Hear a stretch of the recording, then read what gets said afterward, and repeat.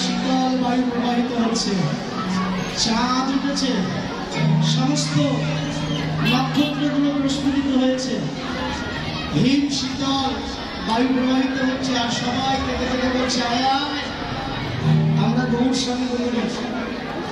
এমন দিন আর হবে কিনা? আমরাও বলি আজকে এমন সবাই আমরা একত্র হয়েছি, কত দূর দূরান্ত থেকে এসেছি, কত দূর দূরান্ত থেকে।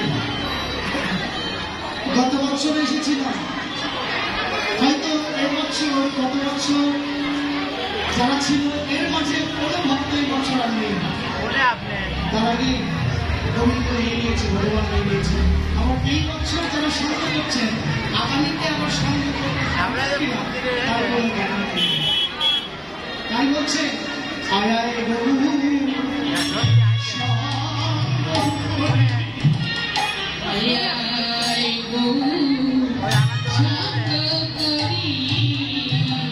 আমাদের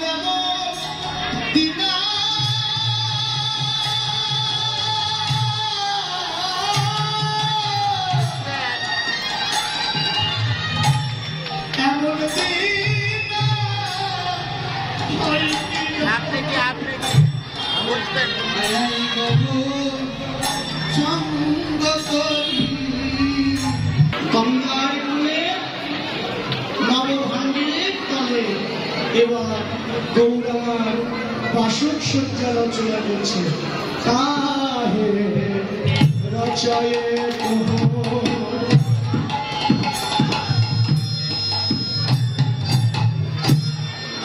ললিত সায়া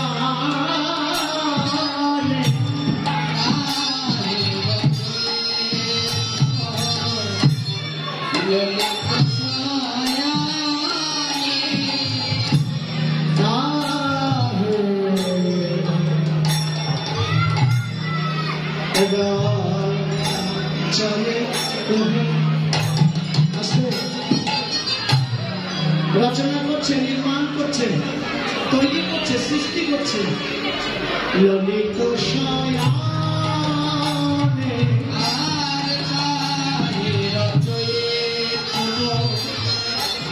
ললিত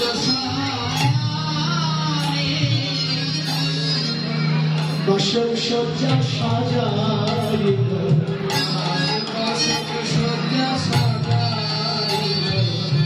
ওই রাধা রানী ভাবে ভাবে বাসক সজ্জা সাজাইল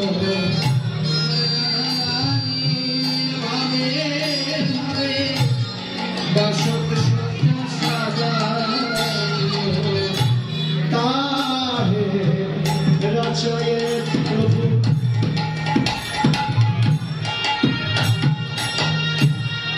ললিত সায়ানে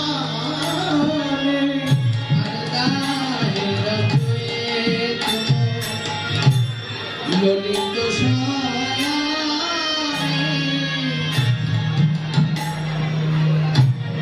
হেরাইতে ঘন ঘন হেরাইতে ঘন ঘন চারিদিকে ঘন ঘন চন্দ্রমায় কে দেখছে হেরাইতে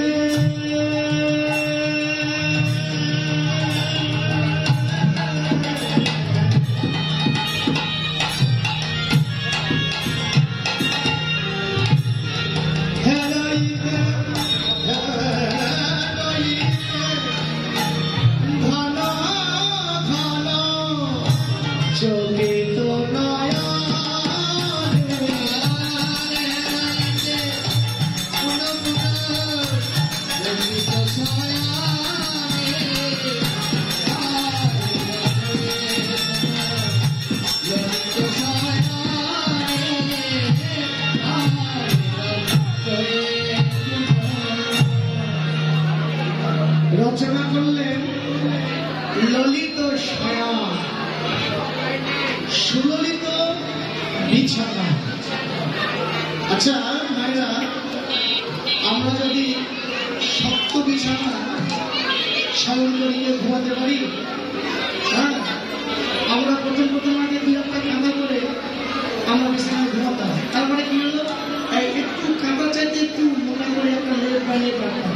তারপরে কি হলো, তুষক বানিয়ে পারলাম। তারপরে কি হলো, চাচি না সাথে হচ্ছে আমার ম্যাট্রেস লাগতো। ম্যাট্রেস লাগতো। তাহলে কেন আমরা শয়ন করতে পারি না? আমাদের ব্যথা লাগবে, শক্ত জায়গায় শয়ন করিলে আমাদের ব্যথা লাগবে। তাই মহাপ্রভু ভাবনার দ্বারা কি করছেন, গোবিন্দ শয়ন করবেন। এই জন্য সুললিত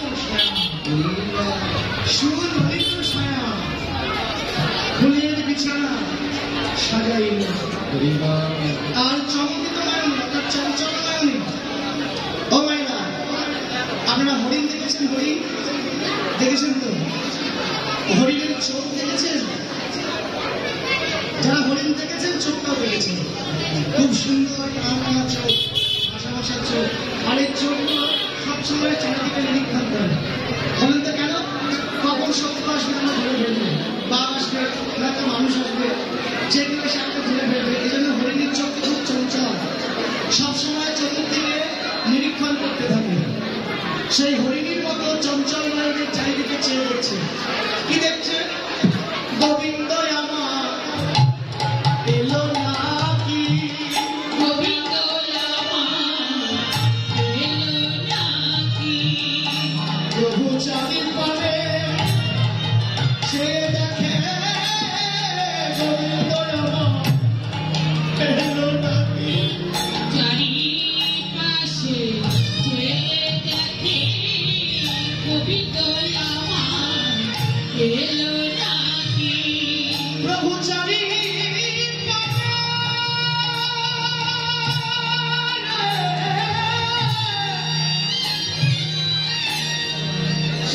পানে চেয়ে থাকে, যে রাধা বাঁধে